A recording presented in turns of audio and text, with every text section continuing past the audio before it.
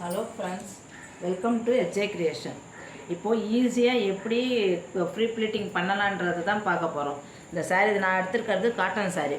எப்போ first starting நீங்கள் இந்த மாதிரி எத்தனை உங்களுக்கு ஃப்ளீட் வேணுமோ அத்தனை ஃப்ளீட்டை வந்து அழகாக கரெக்டாக மடித்து இந்த மாதிரி பின் பண்ணிக்கோங்க. பின் பண்ணிவிட்டு அதோட அளவு எவ்வளோன்னு நம்ம சாரீ ஃப்ரீ ப்ளீட்டிங்க்கு 3 அளவு தான்.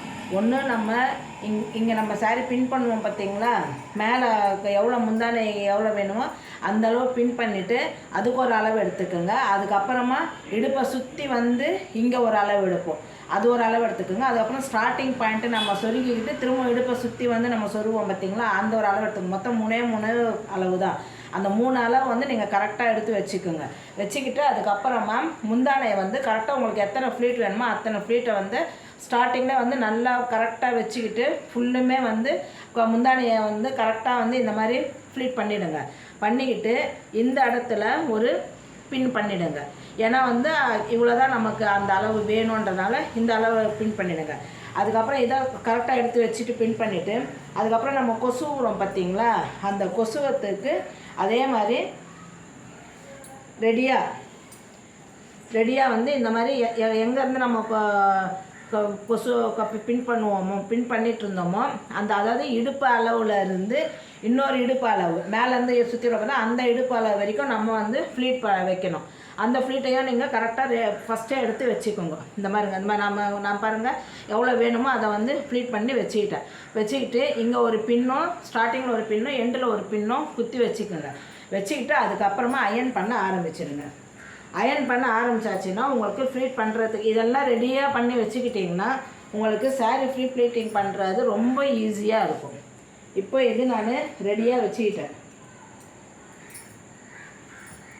இதை வச்சுக்கிட்டு அதுவும் இது காட்டன் சாரீ நம்ம ரொம்ப ஈஸியாகவும் இருக்கும், நல்லாவும் இருக்கும். அயன் பண்ணி கட்டணும்னா ரொம்ப நல்லாயிருக்கும். பாருங்க, இதெல்லாம் நான் வந்து ஃபஸ்ட்டே வந்து ஃப்ளீட் பண்ணி வச்சுக்கிட்டேன். ஏன்னா காட்டன் சாரீலாம் கரெக்டாக அப்படியே நிற்கும். நமக்கு காட்டன்றதுனால உங்களுக்கு ஸ்டீமர் இது இருந்துச்சுன்னா அப்படியே ஸ்டீமர்லேயே பண்ணுங்க. அப்படி இல்லைன்னா இந்த மாதிரி தண்ணி தெளிச்சுட்டு நல்லா வந்து ஃபில் பண்ணுங்க. அப்படி பண்ணிங்கன்னா நல்லா படிஞ்சிடும்.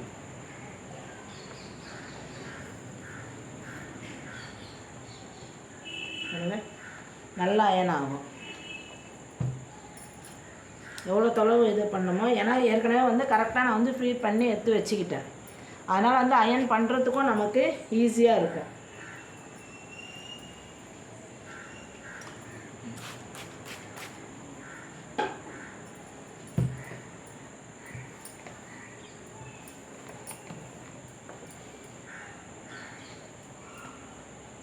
ஆனால் நல்லா வந்து படியாக வந்து அயன் பண்ணுங்க. அந்த சில்க் சாரியாக இருக்கட்டும், செமி சில்காக இருக்கட்டும், சாஃப்ட் சில்காக இருக்கட்டும், காட்டனாக எதுவாக இருந்தாலுமே கொஞ்சம் அழுத்தி நீங்கள் அயன் பண்ணிங்கன்னா அது அப்படியே வந்து உங்களுக்கு படிஞ்சிடும். இந்த பாருங்கள், இது வரைக்கும் நான் பின் பண்ணியிருக்கேன். ஸோ இது வரைக்கும் வந்து நான் அயன் பண்ணிட்டேன்.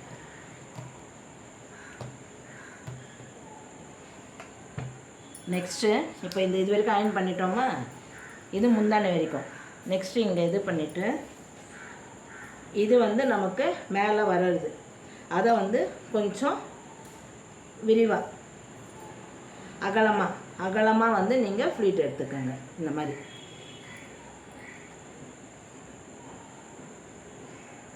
ஃபஸ்ட்டு ஃப்ளீட்டையும் லாஸ்ட்டு ஃப்ளீட்டையும் வந்து கொஞ்சம் அகலம் வச்சுக்கோங்க. அதுக்கேற்ற மாதிரி சென்டரில் வந்து இது பண்ணுங்க, கரெக்டாக வைங்க.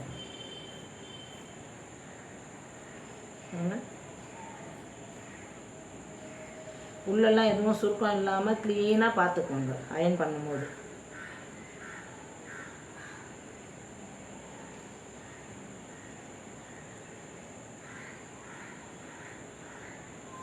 நான் மொத்தம் 5 ஃப்ளீட் தான் எடுத்திருக்கேன் நான்.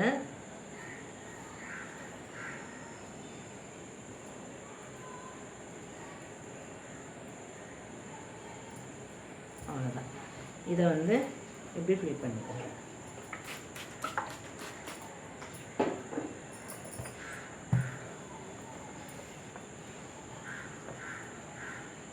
எப்போவுமே அயன் பண்ணும்போது கொஞ்சம் பெட்ஷீட்டு அது எண்ணெய் போட்டு நீங்கள் இது பண்ணுறீங்களோ அதில் அயன் பாக்ஸ் லைட்டாக தேய்ச்சிட்டு அதுக்கப்புறம் சாரீ மேலே வைங்க.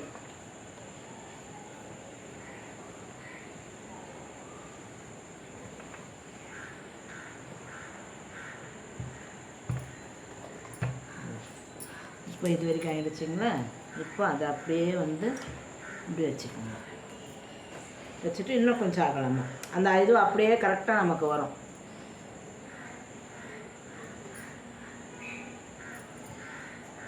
இந்த கிளிப்புங்களாம் ஞாபகமாக போட மறந்துடாதீங்க.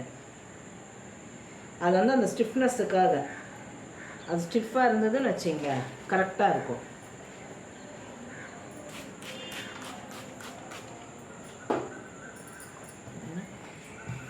இந்த மாதிரி தேய்ச்சிட்டு கிரைண்ட் பண்ணிக்கோங்க.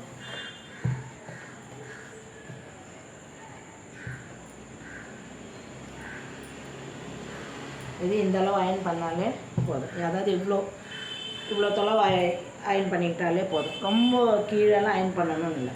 அவ்வளோதான், இது முடிஞ்சிருச்சு. Second pleat.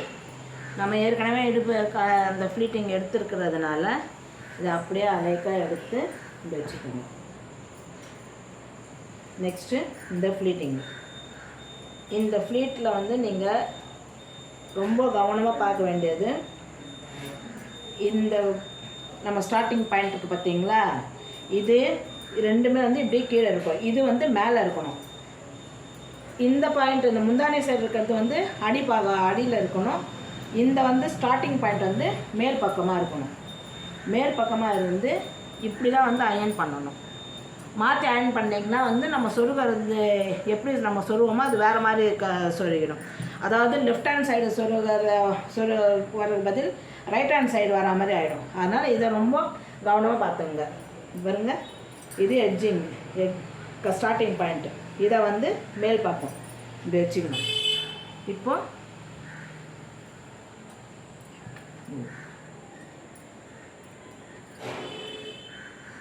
இதை வந்து நான் ஏற்கனவே இது வந்து ப்ளீட் எடுத்து வச்சுருக்கேன் இல்லைங்களா, அதில் இப்போது நான் கழட்டிட்டு கொஞ்சம் தள்ளி வைப்பேன். ஏன்னா அப்போ பார்க்குறதுக்கு அழகாக இருக்கும். அதனால் பாருங்க, இதை வந்து இந்த மாதிரி கொஞ்சம் கேப் விட்டு இதை வச்சாச்சு. இப்போ வந்து இதை நீங்கள் இந்த கிளிப் போட்டு டைட் பண்ணிக்கோங்க. அதே மாதிரி இதை கிளிப் போட்டு அதை இது பண்ணிட்டு அதே மாதிரி கீழேயும் வந்து நீங்கள் கொஞ்சம் கேப் விட்டு பின் பண்ணிக்கோங்க. மேலே வந்து சும்மா கொஞ்சம் மட்டும் கேப் விட்டால் போதும். கீழே வந்து கொஞ்சம் அதிகமாகவே கேப் விடுங்க. அப்போ வந்து பார்க்கறதுக்கு நல்லா அழகாக இருக்கும். மேலே இருக்கிற மாதிரியே சின்னதாக வைக்கணும்னு அவசியம் இல்லை.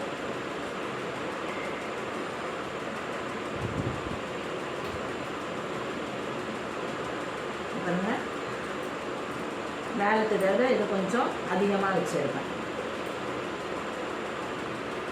இந்த மாதிரி பண்ணிவிட்டு இதையும் வந்து பின் பண்ணிக்கோங்க.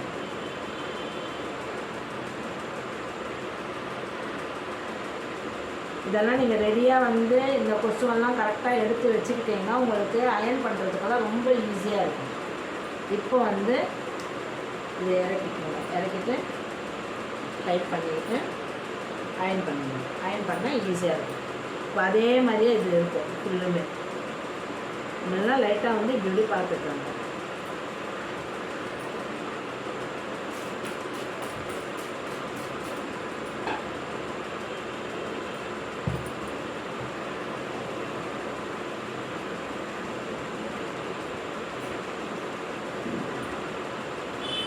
இந்த ஃப்ளீட்டிங் கொசுவெல்லாம் வந்து கரெக்டாக எடுத்துட்டிங்கன்னா ஃபஸ்ட்டு வந்து முந்தானே தான் கரெக்டாக எடுத்து வச்சுக்கணும். இடுப்பும் கரெக்டாக எடுத்து வச்சுக்கிட்டிங்கன்னா நமக்கு ஃப்ளீட்டிங் பண்ணுறதுக்கு ரொம்ப ரொம்ப ஈஸியாக இருக்கும்.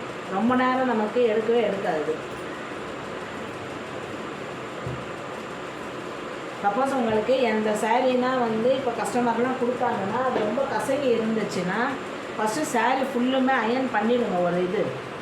ஒரு லைன்ஸ் அயன் பண்ணிட்டீங்கன்னா அதுக்கப்புறம் வந்து உங்களுக்கு ஃபிட் பண்ணுறதுக்கு அயன் பண்ணுறதுக்கு ரொம்ப ஈஸியாக இருக்கும். இல்லைனா வந்து ஒரு மாதிரி கசங்களாக இருக்கிற மாதிரி இருக்கும்.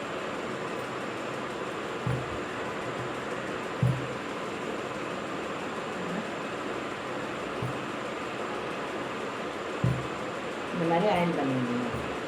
ஆனால் நல்லா படியாக அயன் பண்ணுங்க. இந்த மாதிரி நல்லா அழுத்துங்க. அழுத்தி இது பண்ணிங்கன்னா நல்லா படிஞ்சிடும். நல்லா இப்போ அயனிங்னு எதுவுமே கிடையாது. அயனிங் வேலை முடிஞ்சிடுச்சு. இப்போ ஒன்லி ப்ளீட்டிங் பண்ணுறது மட்டும்தான். இப்போது இப்போ இது ரெண்டுமே வந்து மேலே இருக்குது இல்லைங்களா? இதுக்கு என்ன பண்ணுறீங்கன்னா இதை வந்து அப்படியே இந்த முன்னாடி எடுத்து பாருங்க. இதை அப்படியே வந்து திருப்பி போட்டுடணும். பின்னாடி போட்டுடணும். பின்னாடி போடும்போது என்ன பண்ணுறீங்கன்னா இந்த இது வந்து கொஞ்சம் இது மடிச்சிடணும். மடிச்சுட்டு இங்கே வந்து ஒரு பின் பண்ணிக்கோங்க இந்த இடத்துல. அப்போது நம்ம திருப்பும் போது அது கரெக்டாக நிற்கும்.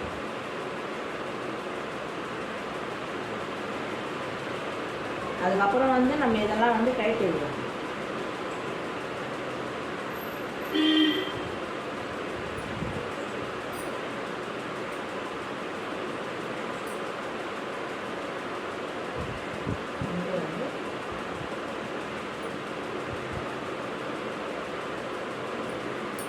மடிச்சுட்டு இதை வந்து அப்படியே இப்படி திருப்பணும்.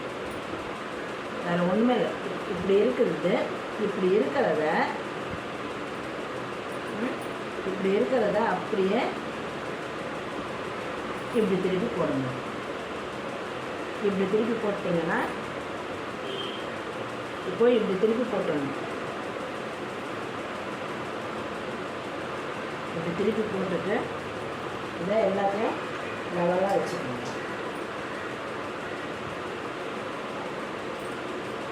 இப்போ இதை மடிங்க. கரெக்டாக வந்து அந்த எட்ஜில் வந்து உட்காந்துறாங்க. இப்போ இதை எவ்வளோ தளவு நம்ம மடிச்சிருக்கோமோ அவ்வளோ தளவுக்கு இது மடிக்கும்போது இந்த ஸ்டார்டிங் பாயிண்ட் வந்து லாஸ்ட் வரைக்கும் எடுத்துகிட்டு வராதீங்க. முன்னாடியே வச்சுக்கோங்க. முன்னாடியே வச்சுக்கோங்க. ஒரு மடிப்பு மடித்தோன்னா இப்போது செகண்ட் வந்து கொஞ்சம் அங்கெல்லாம் மடித்து வச்சுக்கோங்க. அதுக்கப்புறமா நம்ம முந்தானை இது பண்ண பார்த்தீங்களா? அந்த முந்தானையை வந்து எல்லாம் திருப்பி தான் இருக்கும். இப்படியே மேலே போட்டுக்கோங்க.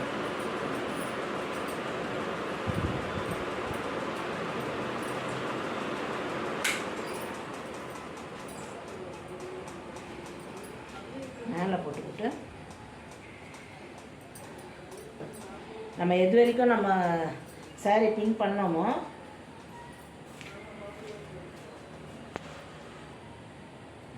இந்த மாதிரி இதை வந்து மேலே போட்டுக்கோங்க. போட்டுக்கிட்டு இந்த பீஸ் எக்ஸ்ட்ரா இருக்குது பார்த்தீங்களா? அதையும் வந்து இப்படி எடுத்துகிட்டு வந்துடணும். இது மேலே இப்படி போட்டுக்கோங்க. போட்டுட்டு இது எல்லாமே உள்ளுக்குள்ளே அடங்கணும். உள்ளுக்குள்ளே அடங்கிட்டு ஃபஸ்ட்டு லெஃப்ட் சைடு இருக்கிறத நம்ம இப்படி மடிக்கணும். கரெக்டாக இப்படி உள்ளே கை வச்சுக்கோங்க. இதெல்லாம் இப்படி இது பண்ணிக்கோங்க. கரெக்டாக இப்படி மடியணும். இந்த பீஸ் வந்து இந்த சைடு வரணும் நமக்கு. அதே மாதிரி இங்கே இதை வந்து ரைட் சைடில் செகண்டு இந்த உள்ள கை வச்சுக்கிட்டு இப்படி மடிச்சுக்கோங்க. அப்போ ஸ்டிஃபாக இருக்கும். இப்படி மடிச்சிட்டிங்களா? இப்போது என்னென்னா எல்லாமே ரைட் சைடில் வர மாதிரி முந்தானையிலேருந்து இந்த இது அயன் பண்ண பார்த்திங்களா? அந்த முந்தானை வரைக்கும் வந்து ஃபுல்லுமே ரைட் சைடில் வர மாதிரி வச்சுக்கோங்க. அப்போ தான் வந்து ப்ளீட்டிங் பண்ணும் போதெல்லாம் கரெக்டாக இருக்கும் நமக்கு.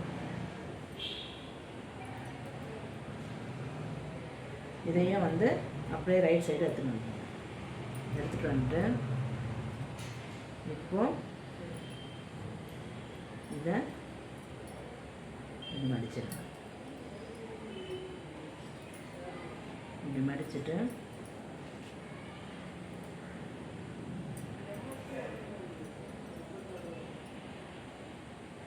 இப்போ நம்ம எது வரைக்கும் நம்ம பின் பண்ணியிருக்கோமோ அது வரைக்கும் இது வந்துடுச்சு.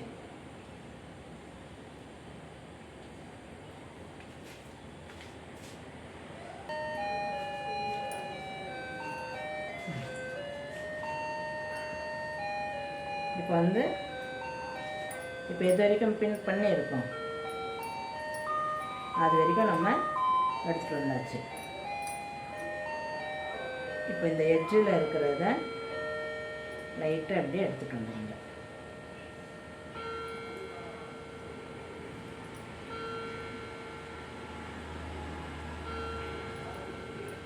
இப்படி எடுத்துகிட்டு வந்துட்டு எல்லா ஃப்ளீட்டும் கரெக்டாக இங்கே இருக்கும். இந்த இது அப்படியே இப்படி எடுத்துக்கணும்.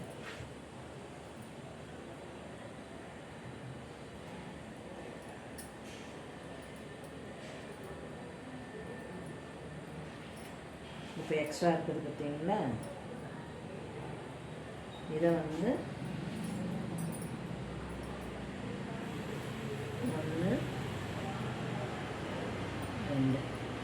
2 மடிப்பு மடித்து இது உள்ளே பாக்ஸ் மாதிரி இருக்கும். அது உள்ளே நீங்கள் அப்படியே சொருகிட வேண்டியது தான். சொருகிட்டு ப்ளவுஸ் இருந்ததுனாலும் ப்ளவுஸை அதில் அப்படியே சொருகிடணும் நம்ம.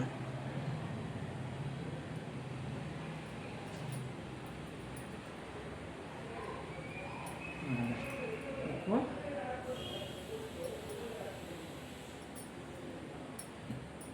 பேக் சைடும் க்ளீனாக இருக்கும்,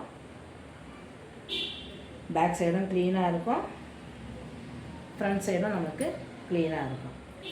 நம்ம காட்டன் சாரியை இந்த மாதிரி அயன் பண்ணி வச்சுக்கிட்டோம்னா நம்ம ஆஃபீஸ்க்கோ இல்லை எதுக்குன்னா நம்ம வேலைக்கோ இல்லை கோவில்களுக்கு எங்கன்னா கட்டிட்டு போகிறதா இருந்தால் நம்ம இதை ஈஸியாக எடுத்து கடாதான் நம்ம